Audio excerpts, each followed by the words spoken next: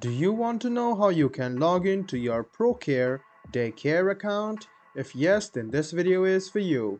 Hello and welcome to 1-2-Step. It's your host back again with yet another interesting tutorial video. In this video, I'm going to teach you how you can access your daycare using Procare. Go ahead and open your Chrome or Edge browser and then go to the search bar to search for Procare Daycare Login. Click on the first link which appears on your screen or the second one which will lead you to this page. Scroll a bit down and you can see Procare Daycare Works. Now click on any of these and then you can see a login portal will open up.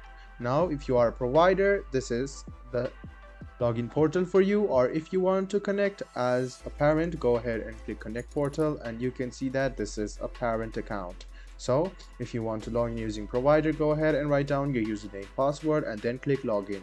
This way you can log in to your provider account, which is your Procare Daycare Works account. If you want to connect as a parent, click connect portal, write down your username, your password and click login.